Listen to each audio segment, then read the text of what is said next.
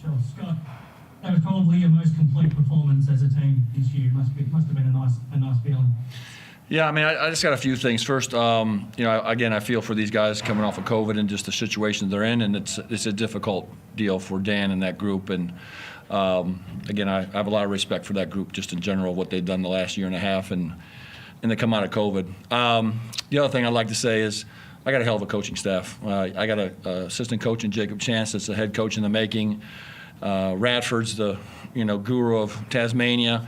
I got a young star in Jack Fleming. They worked their butts off with these guys and had a great weekend with them to get these 2 wins. And then we got a heck of a training staff with Ryan Carroll and Harrison Gillette. So they definitely have to be mentioned for me because I just try to stay out of the way really at the end of the day. And yeah, the win's great. It's our first streak of 2 wins, and everything's a first for us, so it's exciting, and they played well, and it's hard to play with a lead like that, but we kept our composure and just kept grinding away. There was a lot to like about the performance. Jack McVeigh finding form and shooting the ball, and also Josh Majette catching fire really for the first time we've seen this season. Those were 2 highlights. Yeah, I mean, we've been really stressing with Jack the last, 2 weeks or so about trying to create more shots for him. He's one of our best shooters, if not our best shooter, and we need to get him shots. We need to get him 8 to 10 to 12 shots up every game. And he's worked very hard to buy into what we're doing. This is the first time really playing the 4 spot, and he's been a huge component of what we're doing. And when he makes shots, the floor opens up for Magday and everyone else. And then, Jet, got to see the ball go in, I think, a little bit in the last game, and this is just a little bit of a carryover. But in general, everyone came off the bench, played really well. JB in his 50th game in his career, and then Weeksy in his 200th was fantastic. And kudos to those guys, and congratulations to our 2 guys for that kind of accomplishment. Hi, Scott. Fraser from AAP here. Congratulations on the win. Thanks. How do you keep that momentum heading into the next contest that you've shown in the past few games? Well, for me, it's about the work and doing the work and going through the process and not skipping steps. And these guys, like I've said in the past, have been very gritty, relentless. They come every day to work, to do the right things, to compete. They have great culture that they've been building, and we've been definitely preaching to them. And we just show up next week and we do the work, and most of these things are about us at the end of the day and our approach and our mentality, and we continue to try to tweak things to get better offensively and defensively. And just one question for Jarred.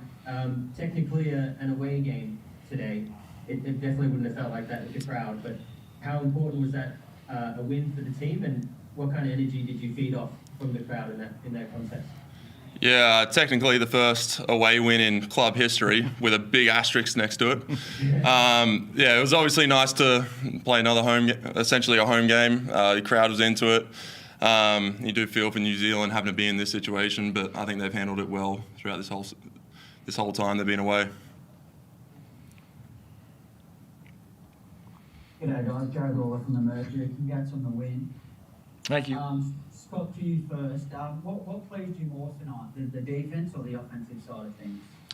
Well, I think just our approach coming into this game, everything's new territory for us, and to come off, a very tough, gritty win on Friday night with not a lot of turnaround time, and just the guys coming out and just their intent to go play and be aggressive and just buy into everything we've been talking about. And like I said, our assistant coaches got them well prepared for this entire weekend.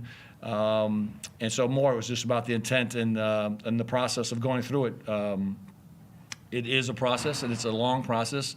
We're going to have a lot of bumps in the road, but we're going to cherish this weekend and the 2 games we've won. Absolutely. On that segue there, the 2 wins in a row for the first time.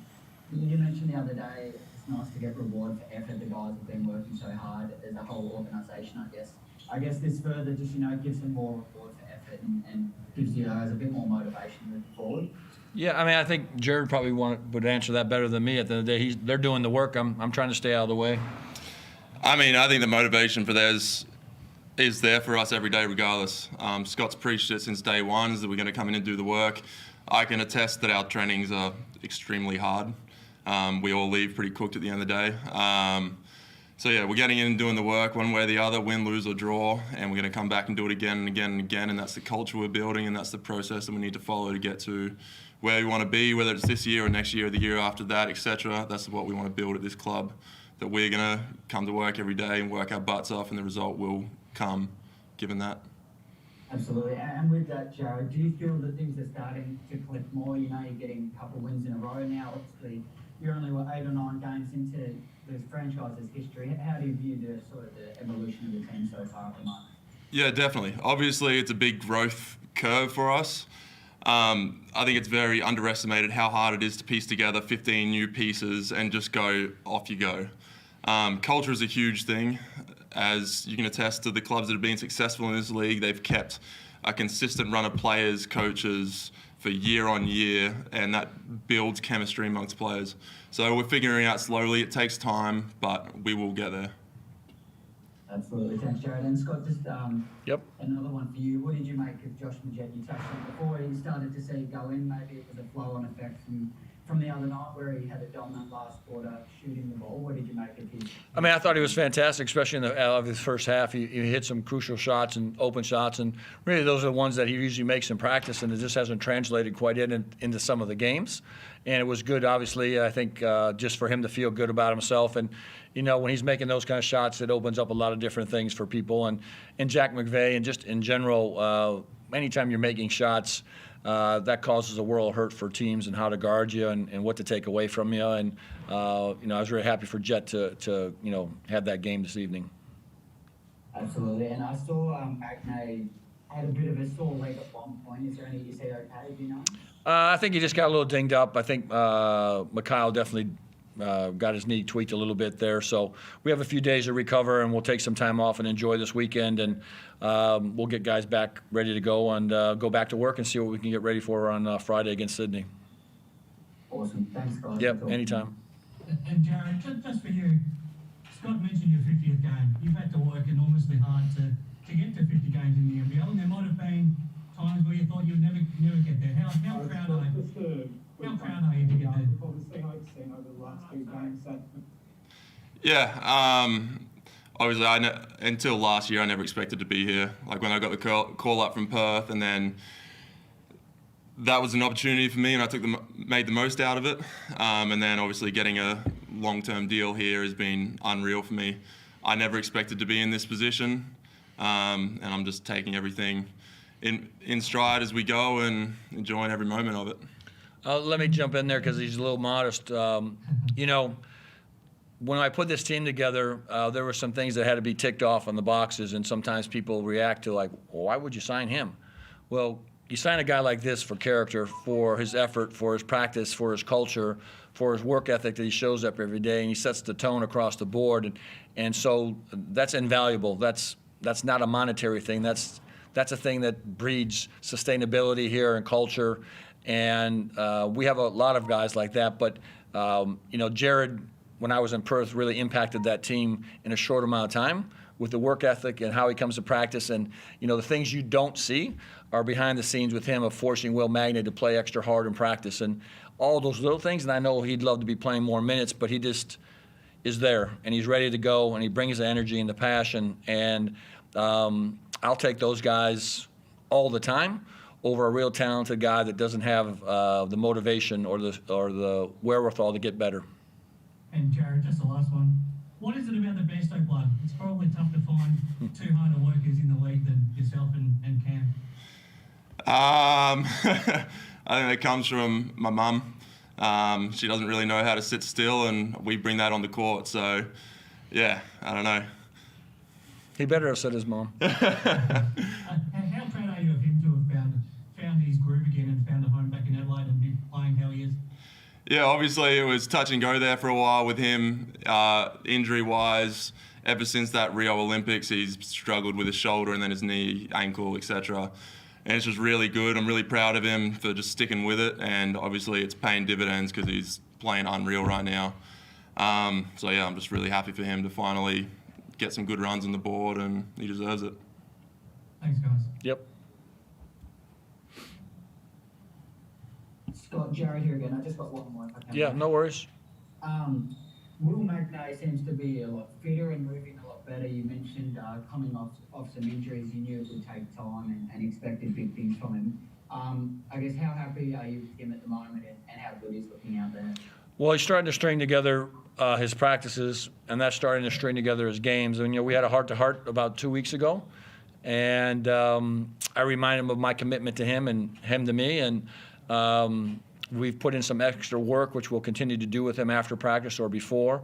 And, again, just try to push the buttons with him to get him at the level I believe he can still get to. He's got a lot of growth there, and he's definitely an impactful player. And I think people forget he's only 23 years old. He's only played 76 basketball games in his career. So he just played his 50th. Will has only played 76 in his career. So you got to think about how young and how raw he really is at the end of the day, and his growth and what can happen with him. And I'm going to continue to push him as hard as I possibly can to get the most out of him. And that was my commitment to him, and I'm sticking with it. Thanks, mate. Sorry, Hamish, I've had you on before. Do you have a question?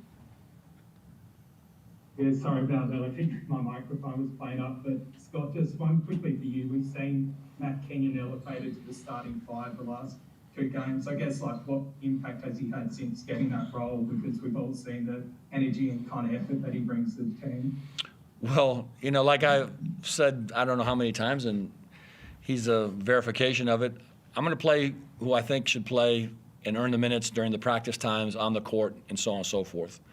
And Matt Kenyon's been working, and he's been working on his shot. He's been working, and he led us in rebounding tonight with 8 rebounds and, making his open threes, tons of energy, a defender, really unselfish, and I think the sky's the limit for him. I think he's a diamond in the rough that people have kind of passed over, and he's another great story, I think, for the NBL and just our team in general, of a guy that probably nobody really would have signed him if we wouldn't have brought him in and a roster player in our last spot. But I just saw something about him that it intrigued me, and he's continued to work for the last X amount of months, and every day he's just getting better, and he deserves the right to be out on the floor, and we'll find minutes for him.